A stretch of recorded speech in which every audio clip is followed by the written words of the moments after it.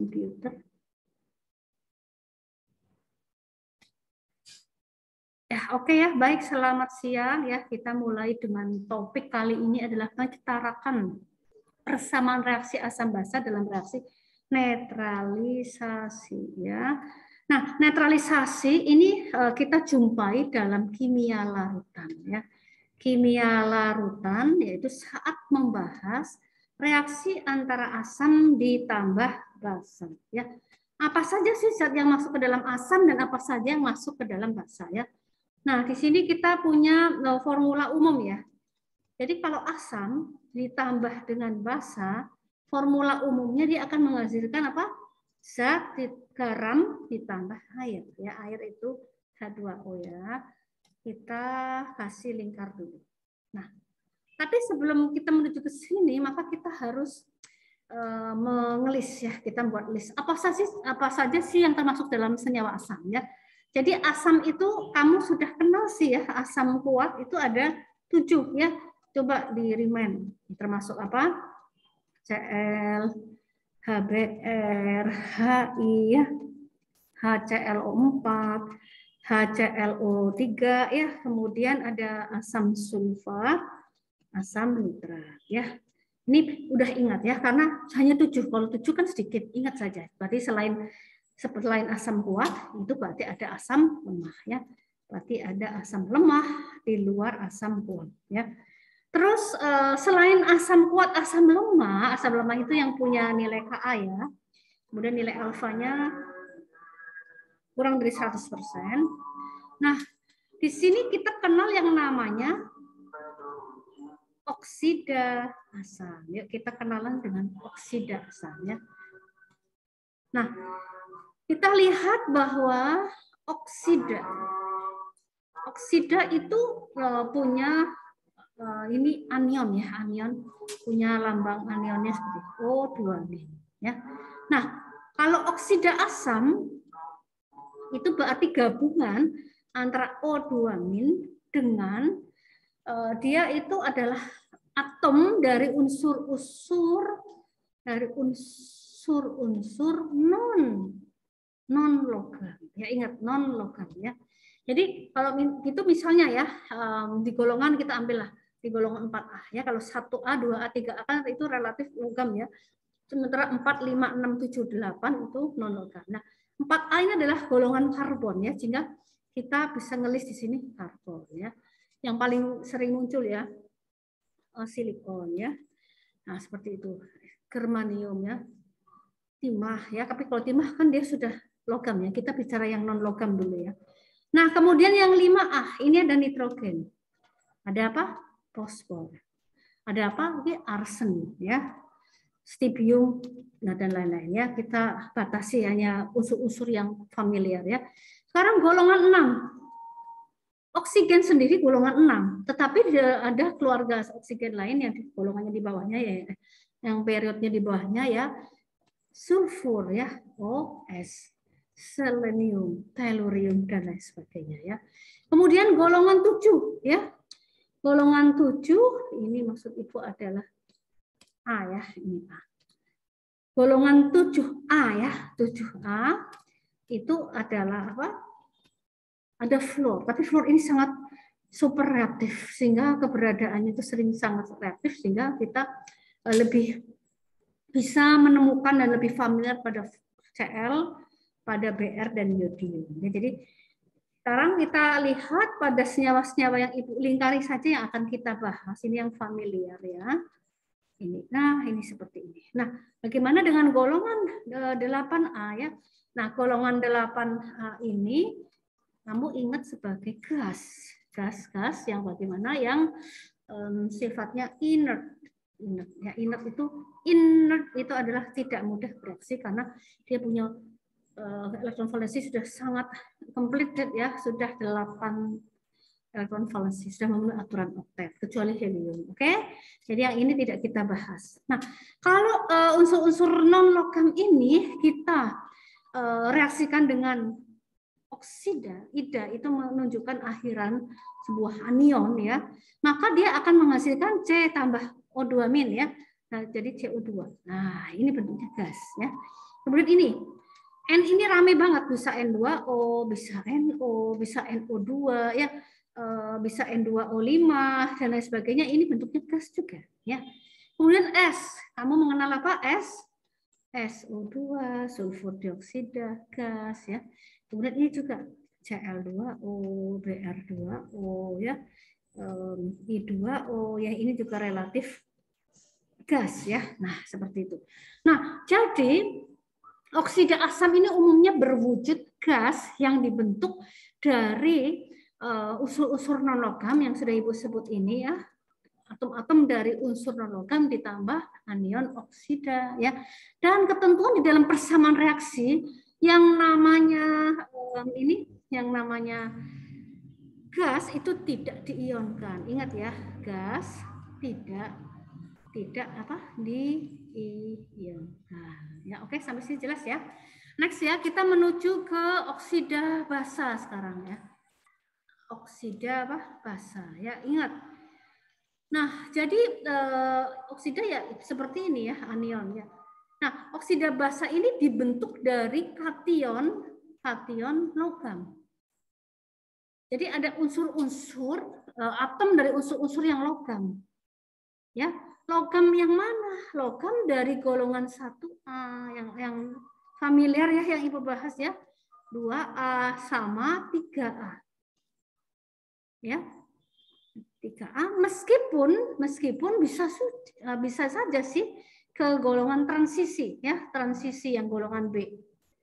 Nah, bisa saja ya, tapi dalam hal ini kita membahas pada logam-logam yang umum kita jumpai, yaitu kalau golongan 1A ada Li+, satu golongan ke bawah Na+, K+, ya. Kedua A ya, ini ada Ca2+, berilium itu amfoter ya, magnesium, strontium ya. Nah, 3A ini familiar di Al3+. Nah, coba kalian perhatikan kalau ini plusnya 1, 2, ya ini 3 itu sesuai dengan apa? Golongannya ya. Jadi ketika ini digabung, maka oksida logam ini Li+, ini ditambah O2- ya. Maka ini tukeran ke sini. Jadi tulisannya gini, Li2O ya. Sama ya. Na2O ya. Kalau sama misalnya nih Ca2+, Ca2+ ditambah O2-. Nah, ini kan didoksnya muatan valensinya sama ya. Sehingga dia akan menghasilkan CaO11, bukan Ca2O2 ya, tapi ini 1,1. Nah, bagaimana kalau dia beda Bu? L3+ ditambah O2- ya, maka ditukar L2O3 ya. Nah, jadi ini ya yang barusan ditulis sebagai oksida basa ini bukan gas, tetapi relatif bentuknya ini berupa apa? Solid atau bentuknya adalah padatan. Ya, jadi kamu memperluas pengenalan atau mengingat zat-zat di luar asam basa ya, ditambah dengan oksida apa? Oksida basa ya. Ini oksida asam, kemudian ini nanti basa dan oksida basa ya. Nah, ini asam kuat ya. Sekarang kita menuju setelah mengenal oksida basa, kita menuju ke basa kuat. Sudah ingat ini ya. Sama seperti ini. Jadi basanya kamu mengambil di golongan 1A, 2A dulu ya. Jadi maka basa NaOH, AOH, LiOH ya. Kemudian ada MgOH. Kalau golongan 2A jadi MgOH 2 kali, CaOH 2 kali ya. Ini kenapa? Karena basa di sini menurut Arrhenius spesies yang merilis ion bukan oksida, tetapi bilangnya apa?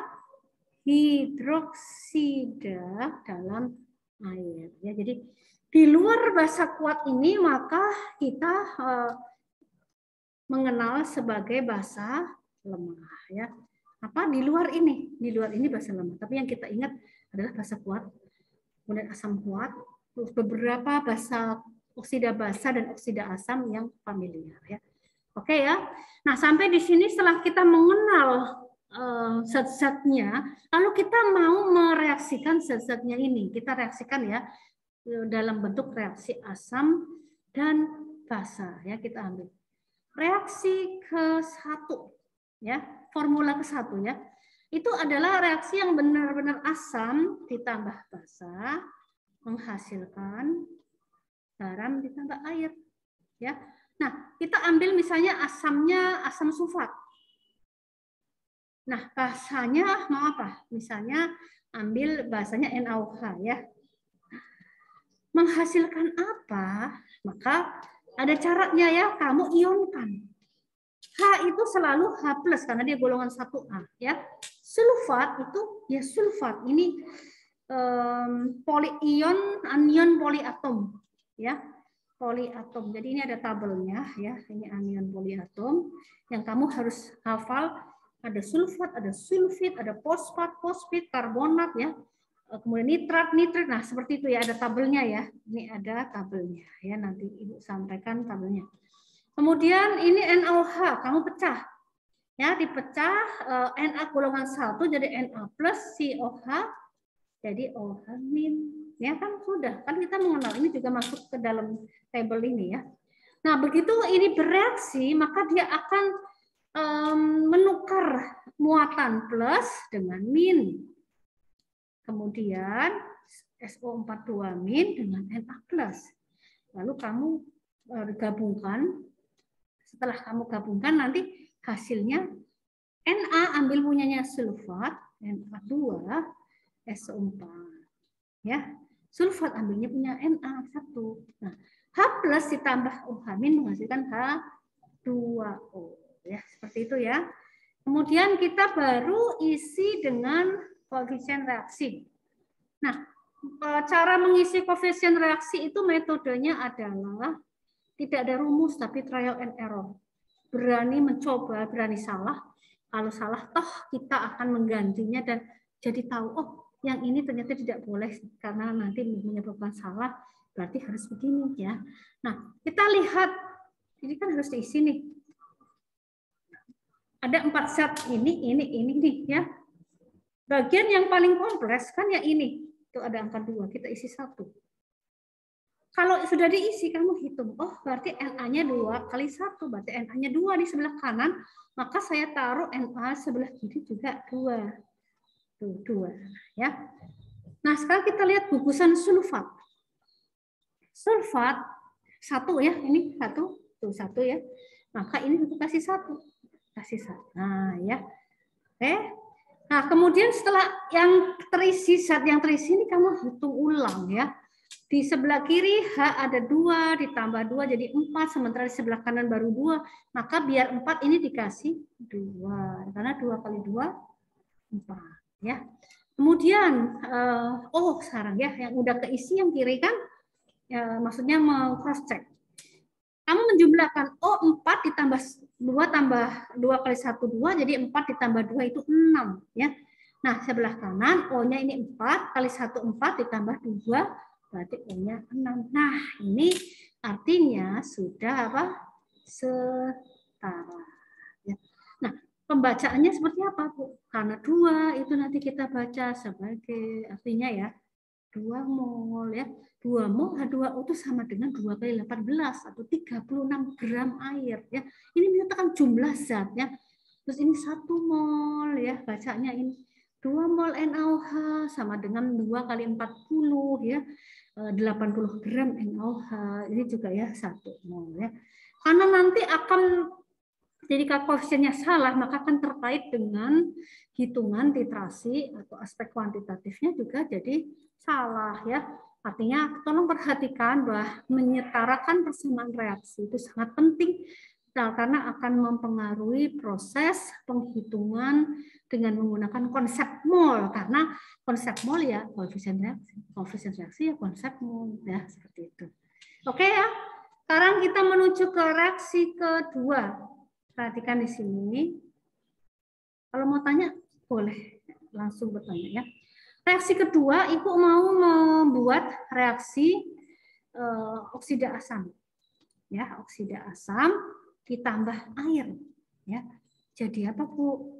Nah, kamu boleh memilih. Misalnya oksida asam itu kan cenderung unsur-unsur yang non logam, CO2 ditambah air H2. Aduh, bukankah ini liquid gas, ini tidak bisa diionkan? Maksudnya diionkan seperti apa? Tidak bisa seperti ini, di plus min seperti itu ya. Nah, jadi di sebelah sini kamu membuat catatan, ada flashback ya, tabel anion deh. Tabel anion ya. Jadi kalau misalnya dibuat seperti ini ya, ini monoatomik,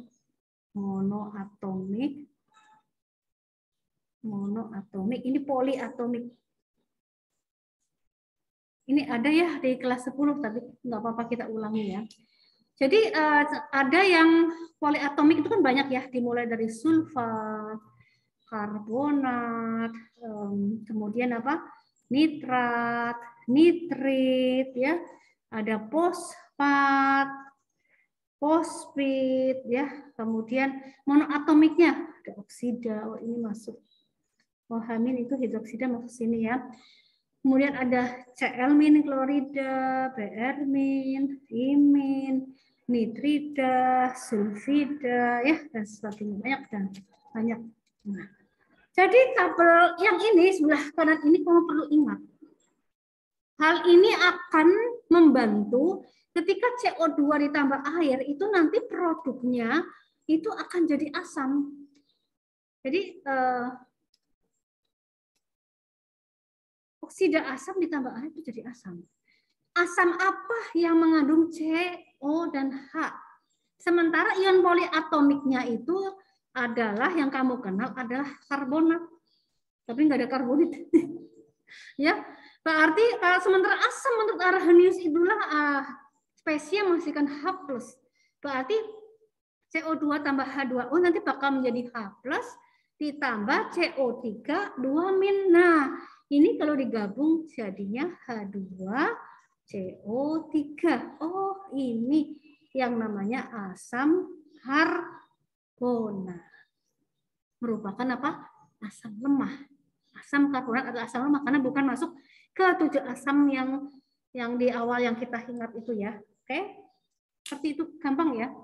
Nah, lagi ya, satu lagi. Misal nih, Bu, saya punya oksida asam apa ya? Misalnya NO2 ya, Bu. Oke, NO2. Ditambah H2O.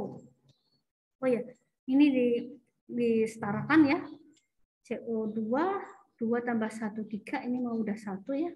Ini CO2 ini udah 1 semua ya. Nah, NO2 tambah H2O nanti akan menghasilkan asam kan? Yang ada N-nya sama O-nya. Nah, di sini ada 2 jenis, nitrat atau nitrit. Nah, kamu perhatikan.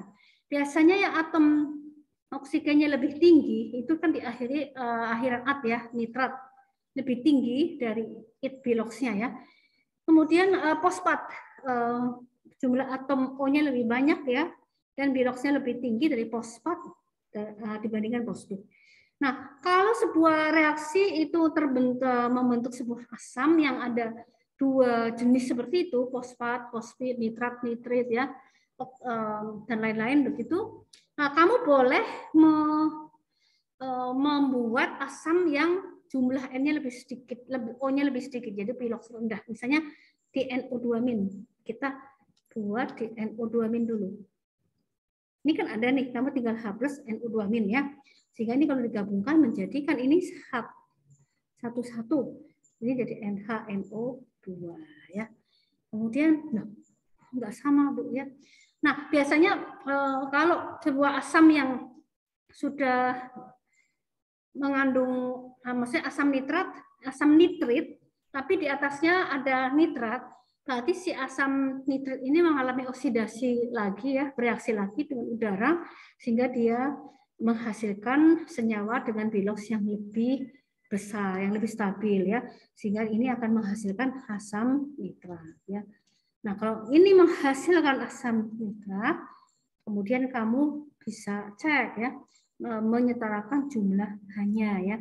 Hanya contohnya misalnya kalau di sini dikasih berapa? 2 misalnya ya, 2. Di sini 2N ya. 2N. Berarti oksigennya ada 5 nih ya. Sementara ini oksigennya ada 6. Nah, lalu ini bagaimana? Nah, satu oksigennya lagi dari mana begitu ya. Nah, karena senyawa-senyawa yang terkait dengan nitrogen ya ini nanti lebih pembahasannya lebih kepada reaksi redoks ya.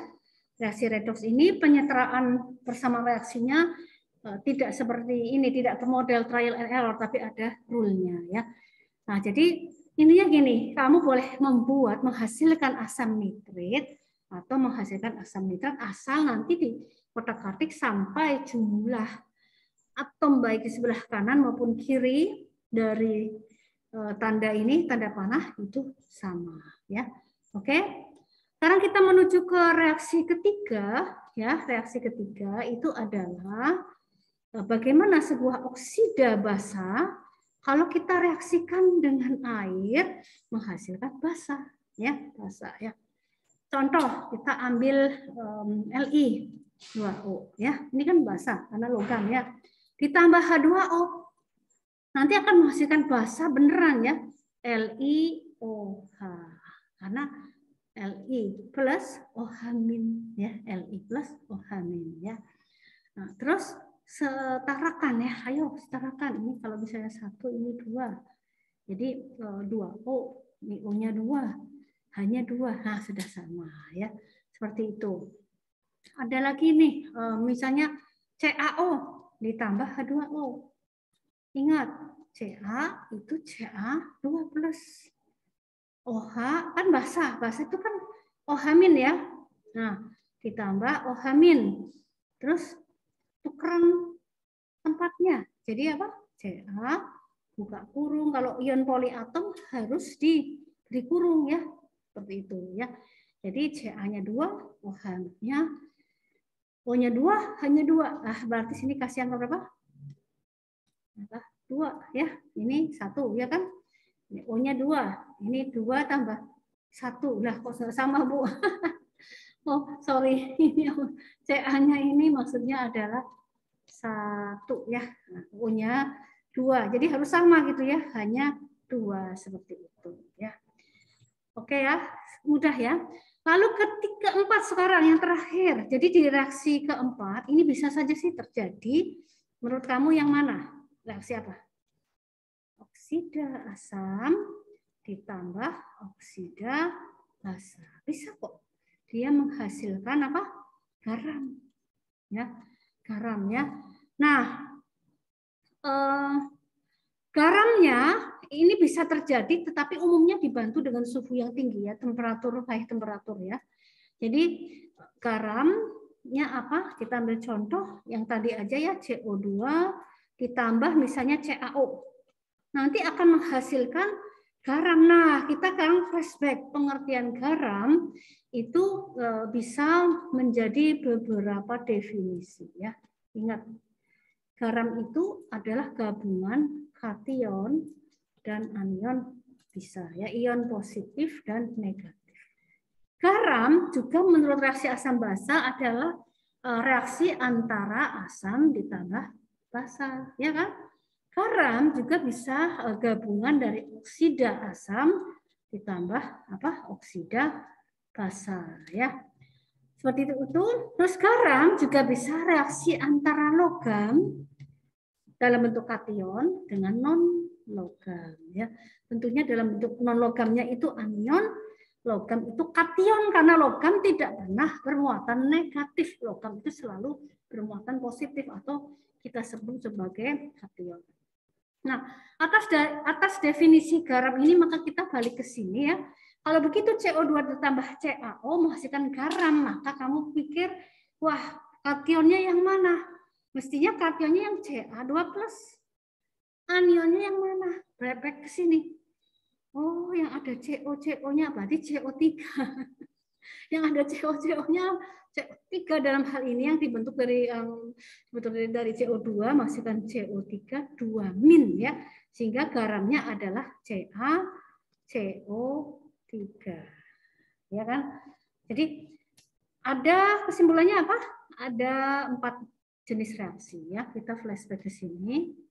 Reaksi pertama adalah kamu bisa menghasilkan garam dengan air, ya, dengan air.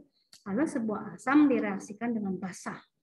Asamnya bebas, mau asam kuat, mau asam lemah, ya, atau dengan basa kuat atau basa lemah. Hasilnya adalah garam plus air. Oke. Yang kedua, cara membentuk asam. Kita mengenal di udara ini banyak oksida asam, ada CO2, ada NOx ya, NO2 ya. Kemudian ada reaksi-reaksi Cl2O banyak ya. Jadi kalau oksida asam dalam bentuk gas itu bereaksi dengan molekul-molekul air di udara, dia akan menghasilkan asam ya. Sampai saatnya jam ketiga dimulai. It's time to begin the third lesson. Nah, oksida basa yang merupakan atom logam ya, atom logam itu kita ketika bereaksi dengan air dia menghasilkan apa? Basa ya. Nah, sekarang kita menggabungkan, kalau begitu proses pembentukan garam tidak hanya dari asam tambah basa, tapi juga bisa dari oksida asam dan oksida basa, tentu biasanya ya dengan perlakuan khusus, misalnya dengan meningkatkan suhu ya, suhu yang cukup tinggi. Nah, caranya ketika kamu sudah tahu oksida asam apa saja bersama dengan anionnya, ketika dia direaksikan dengan oksida basa, ya maka kita tinggal menggabungkan konsep kation ditambah anion. Kationnya dari logam yaitu Ca sebagai golongan 2 yaitu Ca2+, dan anionnya itu adalah anion yang mengandung C dan O. Poliatom anion dalam bentuk poliatom yang mana? Muatannya berapa ya? Oh, ternyata di sini CO3 2-, sehingga kalau digabung menjadi CaCO3 dan CaCO3 ini adalah apa? Garam. Oke ya. Nah, sampai di sini nanti kita latihan mandiri ya, kita latihan mandiri ya. Nanti itu ada soal nih. Jadi misalnya kita punya amonium hidroksida ya. Nah, ini masukkan kategori apa ya? Asam atau basa ya? Nah, gimana nih? Kalau kita reaksikan dengan asam lemah ya, asam lemahnya apa ya Bu ya? Misalnya ya H2S. Ini asam lemah ya. Nah, jadi apa ya? Oke, satu lagi kita ambil yang oksida ya. Kita punya oksida asam ya. Misalnya nama oksidanya apa ya? Cl2U ya. Kita reaksikan sekarang dengan H2O. Dia akan menghasilkan apa ya? Oke, ini latihan apa? Mandiri. Nanti ada saatnya Ibu mau tanya ini dalam tugas, ya. Nah, silakan kembangkan sendiri. Kamu juga bisa cari-cari sendiri ya, cari-cari sendiri dan lain sebagainya dalam konteks menyentuh persamaan reaksi pembentukan garam dari asam dan basa. Ya, baik ya, sampai di sini. Selamat siang. Semoga kamu bisa memahami, tentu dengan mengulang ya, mengulang. Kalau mengulang, nanti yang pahamnya tadinya 20% jadi 40%, diulang lagi 60%, diulang lagi 75%, dan seterusnya seperti itu ya. Oke ya, tetap semangat dan salam sehat ya. Oke ya. Ibu mau stop share dan